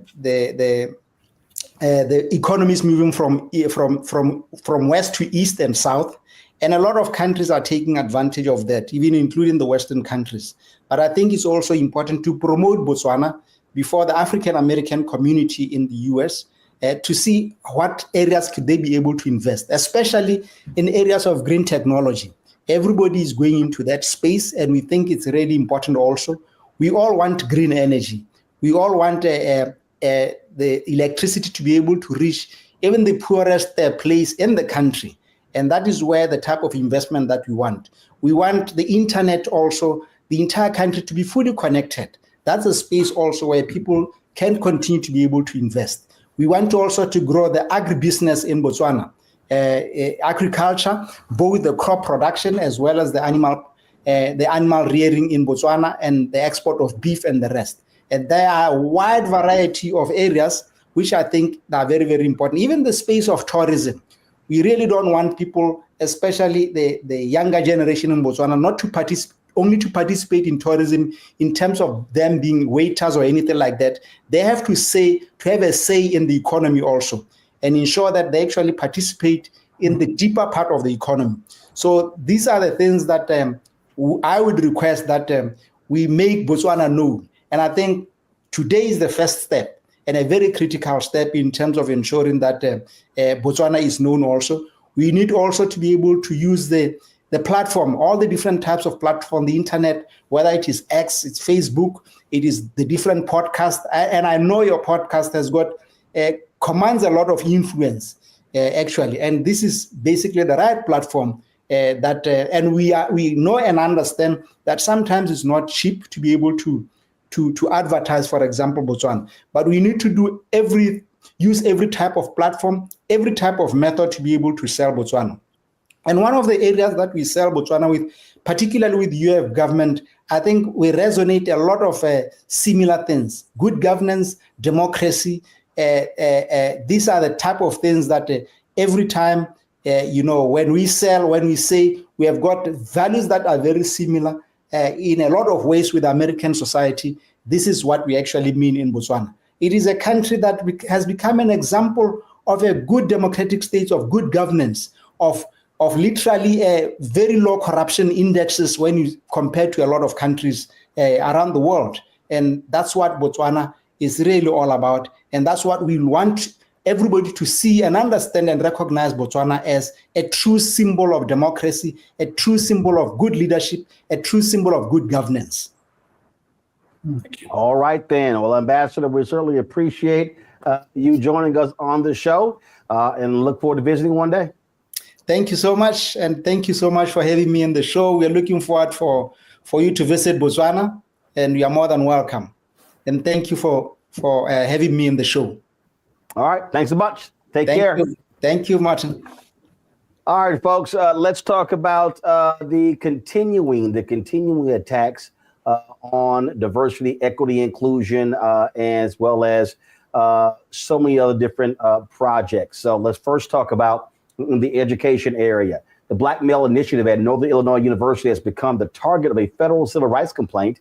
The Equal Protection Project, a conservative legal group, filed a complaint alleging that the program unlawfully discriminates based on race and sex in violation of the Constitution. The Black Male Initiative was founded in 2001 to address the low graduation rates of Black male students who are among the most underserved demographic groups in higher education. The Equal Protection Project, which has filed more than 40 similar complaints against universities nationwide, is a subdivision of the Legal Insurrection Foundation. The organization's mission is to fight the threats of critical race theory, diversity, equity, and inclusion, and cancel culture. So really what they really are fighting are Black people. So let's just go ahead and call it what it is. And so I don't have a problem in actually calling it what it is, but that's what's going on. Conservative activist Ravi Starbuck is claiming success because McDonald's is the latest company that has announced that they're rolling back their DEI initiatives. This here is the headline in the Associated Press. And when you read this particular story, McDonald's joins companies like Walmart, John Deere, Harley-Davidson, and others rolling back their DEI initiatives. The story says McDonald's said Monday it will retire specific goals for achieving diversity at senior leadership levels. They also will end a program that encourages its suppliers to develop diversity training and to increase the number of minority group members represented within their own leadership ranks. Now, McDonald's said that they achieve a lot of their particular goals, which a lot of these initiatives were rolled out in 2021. AP says McDonald's, they said they rolled these diversity initiatives in 2001 after a spate of sexual harassment lawsuits filed by employees in a lawsuit alleging discrimination brought by a group of Black former McDonald's franchise owners. Now, if you go through this particular story here, they cite the Supreme Court decision ending affirmative action in colleges and universities. And many of these white conservatives, they have been using that as a way to target these various corporations. And so one of the folks who is claiming credit for what happened is Robbie Starbuck. So Robbie, let me pull this back up here. So Robbie Starbuck, he got mad that I called him a white man, said he's Hispanic. I'm like, there's a thing called white Hispanic, but he didn't respond to that one. So this is what he did. So he got his Twitter post here and he says, he said he was 3 days ago, he told McDonald's he was going to do a story on their, quote, woke policies. And then they made their announcement. And so he is sitting here taking a victory lap. And he's writing, telling what they're going to be doing here. And so the thing that's interesting, I want to go to Randy here first, because here's what these white conservatives and folks like Robbie Starbuck are doing. They are targeting these companies and trying to get them to back down. But you know what? I got to show some love to Costco, because Costco, Randy said, hell no, we're not sitting here backing down from. Costco stood by their DEI efforts. And that's what more companies need to be doing. And I call this, and I told a number of different corporations, you're going to get targeted by a lot of these people because they're going to go after every single program that's been created to provide some opportunities for African Americans and others. And folks like Robbie Starbuck, they love talking about, it needs to be colorblind in merit, but they say nothing about legacy. They say nothing about in these corporations, in these franchises, how white owners have been making millions and billions all of these years. They say nothing about those different things. And so this is attacking any program that exists. And you know what? Let me also say this here. White women have been beneficiaries, and you got guys like Robbie Starbuck who act as if white men somehow are being disenfranchised when, let's look at boards of directors. Let's look at McDonald's franchise owners. Let's look at corporate executives. And so they want to stop Black advancement. That's what they want to do. And so corporations like McDonald's are giving in to these thugs. And I call them thugs because what they're doing is they don't care about diversity. They don't care about any of that. And you don't see any of these folks talking about, let's fighting inequity when it comes to funding in schools and elementary schools, middle schools, high schools. They're not talking about any of those things. No, they want to play this. Oh, no, we're all on the same equal playing field. And we know that's BS. It's absolute BS. And, I want to make it clear that diversity, equity, and inclusion programs and initiatives were started to neutralize the obvious discrimination that was occurring in companies. It was not a favor for us. It was not to get less qualified people. It was to neutralize what was already happening, the years of discrimination, okay?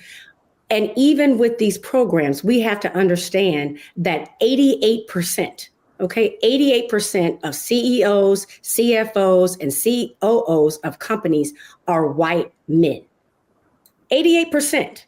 So either you have to decide that you believe that only white men are qualified to be in leadership positions, or you have to recognize that there obviously are biased hiring decisions and promotion decisions and supplier decisions going on.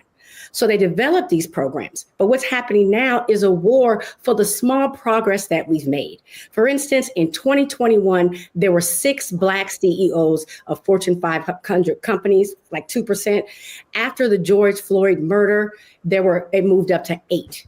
But they don't even want us to have that. They're saying, oh no, we will sue you if you continue with these programs. So what McDonald's has done, and I work for McDonald's as a consultant in DEI, and they were making great strides because what they did is they would say something like, we want 25% of our executive staff, our management and above, for instance, to be women, right? And so they would tie the people's compensation and everything to diversity, equity, and inclusion goals. Do you know why they did that? They did it because it doesn't happen. People aren't nice. People don't work for diversity, equity, and inclusion unless they're incentivized. They're not doing it out of the kindness of their heart. So what McDonald's is saying now is we're taking away all of those goals. We're just going to have conversations. We're going to go back to having people like Randy come in and make speeches so it looks like we're committed to diversity, equity, and inclusion. We are going to encourage and suggest that our suppliers also care about diversity, equity, and inclusion. It's very soft. It's not objective. It's not tied to business goals. It's not tied to compensation for managers, which means it will not happen. And how do we know it won't happen? Because it never did in the first place. When senior leaders, mostly of whom, like I said, are white and male, were given this edict to, could you please maybe hire people that are different from yourselves? They didn't do it. They've never done it. And the only time we have made progress is when we had these initiatives and goals, which McDonald's is wiping out. They will say to us, we're not killing all of our initiatives. Well, let me tell you what they're not killing. They're still going to have diversity in the workforce, because you can't help but to. McDonald's is a worldwide company. If they're hiring locally, they by default have diversity. But what they did not have, and they probably will not anymore, is have women, Black people, Hispanics at powers of position. So they're fine with us working for them, but they're not fine with us leading them. So it sucks. It sucks is the bottom line. Well, I'll say this here. What they also are fine with, Mustafa, they are fine with Black folks walking through the doors, spending their dollars. But the question is, are you seeing the return on investment to Black communities? And I'm not talking about just you sponsoring something at Essence Festival, the paltry spending on Black-owned media. I'm talking about, again, ability to build and create wealth. This is the press release they put out, our commitment to inclusion at McDonald's. And of course, their critics, they're like, the goals that you established, those goals were quotas, which is just BS. And so they want to attack any of these programs that are about providing opportunities to Black folks and people of color. That's what it boils down to. And so these yahoos in there, in woke. That's how pathetic they are. Well, I'm going to tell you something right now. Black folks, you start withdrawing, as Dr. King said on April 3rd, 1968, we start having economic withdrawals, then you're going to see a whole bunch of these same white conservatives feel the pain in their communities.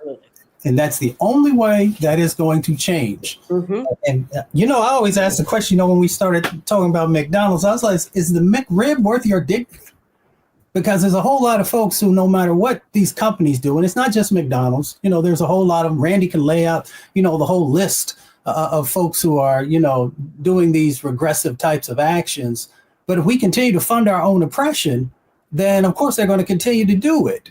So the only thing that gets these types of people's attention is the money, is economics. And if you begin to take that away, then I guarantee you, then they will change these sets of actions that they're doing. And we should also be supporting those entities that are standing strong, Costco and others. So it is both sides of the coin. If you ain't going to do right, we'll take our dollars away. If you are, then we are going to support that. And, so we have power once again in this situation. We just have to make sure that we're actually utilizing it. I'll tell you, Joe, my wallet's upstairs. And in my wallet, I've got a Sam's card and a Costco card. Well, Walmart caved to the pressure in their DEI programs. I don't walk into a Sam's, but I can tell you right now, I damn sure will provide my business to Costco. Right. I mean, for so long, they have had the force of tradition, the force of legacy. I've said it before, the force of relationships. And when we try to get just a little piece of something through the force of law, now it's a problem. So it's as if, what underlies this is this notion of entitlement, and that therefore the 2 or 3% that we get, apparently we don't deserve. And so what that means is that all of that belongs with you. and with them. And so it's a serious problem. And what's interesting is they're getting ahead of the law. The law doesn't keep them from doing what they're doing right now. And so there is a political play that's being made, right? It's another. Oh yeah. They are scared. They are scared of these whack jobs. Oh, we're going to boycott your companies. We're going to boycott your companies. That's what they're scared of, and they're unwilling to have the guts to say, bring it on, and saying we stand with diverse customer base. That's what it's all about. And as John Hope Bryant, founder of Operation Hope, keeps saying, he's like, listen, ain't enough white men in America to continue building America's gross domestic product. He's like, so you're going to need black and brown people. Right. I mean, you look not just to the corner, but around it. At the end of the day, the people of color is where the growth segment is. And so you have to make this decision. And so will we be as disciplined as we were all those years ago with the Montgomery bus boycott, when we decided that nobody black was riding the bus and then you choked that city economically? Will we be that disciplined to stop going to McDonald's, to stop going to Walmart, to stop going to fill in the blank? Because if we're not, then we are funding our own oppression. And so we're really going to have to make a decision about where we go here, because these guys have jumped ahead of even where the law is. The law does not require this at all. And so, it's sad for that reason. And on top of everything else, now brother can't even get a quarter pound.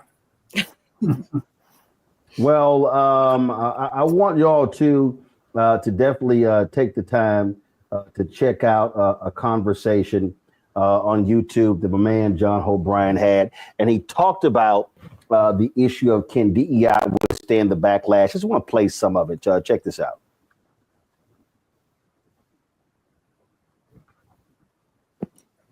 And I've known that for a long time. I think President Bill Clinton sort of was able to get that right in the center. He had, lower deficits and higher GDP and an inclusive agenda. And I don't think a lot of people have gotten it right since then. But this was about insecurity and people who want a narrative that for a time that has long passed. I'm about the future. And I think that's why in your car, the front windshield is bigger than the rearview mirror. I just think there's just not enough white men. Why do you say that? That is not a popular belief, especially probably not what you thought would come out of my mouth. Yeah. Look, I like math because it doesn't have an opinion. Okay. It's a Melody Hobson quote. I just love it. The math is that I want every white male to be successful if they can be. I want everybody to be successful, but we need every successful college-educated white male to be on the field of economics. But mathematically, there's not enough college-educated, successful white men to drive GDP for 30 years. So do you think education is the problem here, or what went wrong, or? I mean, leadership's always the problem, and courage is always the problem. But yes, education is the ultimate poverty eradication tool. I think financial literacy is a civil rights issue of this generation. I think that AI literacy is right behind it and next to it, which is why I'm co-chairing the Financial Literacy for All initiative with the CEO of Walmart, Doug McMillan, and co-chairing the AI Ethics Council with the Steve Jobs of this generation, which is Sam Altman. But going back to, let's hit your question directly, though. I want to answer the question. White population in 1950 was 90%, not 1850, 1950. Today, 40% of this country is So black. I want y'all to actually go to YouTube. That's a Fortune conversation. It's about a 14-minute video. We'll check it out. And what John lays out there, Randy, is very clear. Right? Ain't enough white men. And so these white folks or these, Latinos like this dude, that's what he calls himself, or whatever he is, if he's Latino. I mean, they can sit here and yell all they want to, but guess what, Robert Starbuck? It's a whole bunch of Latinos who wouldn't have contracts or would not have built businesses in this country if you did not have MWBE programs, diversity initiatives. And the reality is, as you said, Randy, the reason these programs are put in place because these white executives weren't doing what they were supposed to be doing.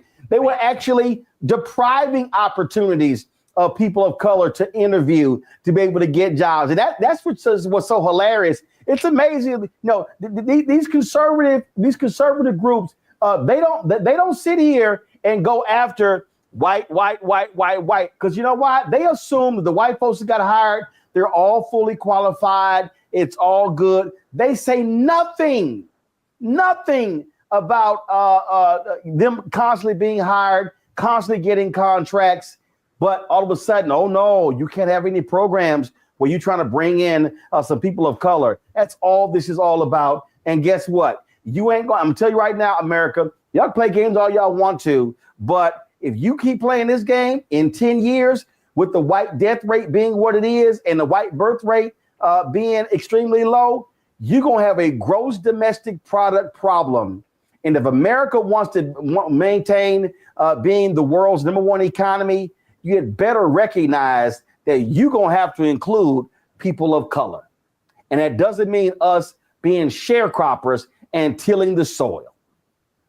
And include us in a real way, because we are smarter than they give us credit for. I believe, just like you said, they feel if they put up a tent at the Essence Festival and give out some free prizes at HBCU homecomings, they look as if they have a commitment to diversity, equity, and inclusion. And we need to let them know. We're looking to see how many board members do you have that look like us and represent us? How many people do you have on your executive board? What suppliers are you working with that look like us? Are you actually feeding into the Black economy? And do you see us in that way? And if you don't, we will not spend money in your store. And that is, like we said earlier, that is the only way they will listen. My mama used to say, money talks and bullshit walks. So they don't care about our protests as if it doesn't hurt their pockets. And I really respect companies like Target and Costco that are saying, no, we're going to roll with this. And we have to show them, like, okay, first go to my, Black-owned businesses if possible. But if not, you go to those businesses that are saying we are truly, and showing that they're committed. All the businesses have statements. I've written quite a few of them. They have statements that say we are committed to diversity, equity, and inclusion, but we're not going to set up any programs where you could be successful here. Or, we're not going to hire your people at any levels above management, but we're still committed. I really wanted to ensure that all of your viewers out there, because if they're watching this, they are about the Black cause. I want them to understand that there really is a war going on out here. It is a war, and they're doing everything in their power to ensure that Black people do not progress. So we have got to fight back. And the way we do that is, one, support our own businesses and media outlets, and two, do not give money to people who are basically saying that we don't care about you and we don't respect you. And the reason we even have these current Black McDonald's franchisees is because you had programs in the late 60s, early 70s, and 80s. And those are that created economic opportunities, Black car dealerships as well, the opportunity for Black folks to participate in this. Oh, and let me also remind a lot of these same white conservatives or people like Robbie Starbuck, affirmative action programs started under Richard Nixon. Republican, conservative Republican. Go Google Arthur Fletcher. And trust me, America ain't changed that much from 1969 to 2024. Joe, Randy, and Mustafa, I appreciate y'all being on today's show. Thank you so very much. Folks, don't forget, support the work that we do. We're about doing the business of covering the news in the stores and going in depth that you don't see happen other places. And so we want you to support our work. If you want to contribute, you can do so via Cash App. Our goal is very simple, to get 20,000 of our fans contributing on average $50 each, which comes out to be $4.19 a month, 13 cents a day. If you can't do that, we totally understand. We appreciate whatever you can give. You can give more. We appreciate that as well. If you want to give via Cash App, we need you to use the Stripe app. This is the QR code right here. Those of you who are listening, go to blackstarnetwork.com to see that QR code. You can also, if you want to see your check and money order, go to P.O. Box 57196, Washington, D.C., 20037-0196. PayPal is R Martin Unfiltered. Venmo is RM Unfiltered. Zelle, Roland@RolandSMartin.com, Roland@RolandMartinUnfiltered.com. Download the Black Star Network app. You can, of course, download the app directly. Also, our app is available on Apple phone, Android phone, Apple TV, Android TV. You can watch us on Roku, Amazon Fire TV, Xbox One, Samsung Smart TV. Be sure to get a copy of my book, White Fear, How the Browning of America is Making White Folks Lose Their Minds, available at bookstores nationwide. You can also get the audio version on Audible. Yep, I read it. And you can also get our merch. You can get our 2 new shirts, FAFO 2025. Hashtag we tried to tell you. Also, don't blame me. I voted for the black woman. Get that at rolandmartin.creator-spring.com. You can go to blackstarnetwork.com or rolandmartinunfiltered.com as well. Folks, thanks a lot. I'll see y'all tomorrow right here on Roland Martin Unfiltered on the Black Star Network. Holla! Folks, Black Star Network is here. Holding no punches. I'm real revolutionary right now. Black power. Support this man, Black Media. He makes sure that our stories are told. Thank you for being the voice of Black America, Roland. Stay black. I love y'all. All momentum we have now, we have to keep this going. The video looks phenomenal. See, this difference between Black Star Network and black-owned media and something like CNN. You can't be black-owned media and be scared. It's time to be smart. Bring your eyeballs home. You dig?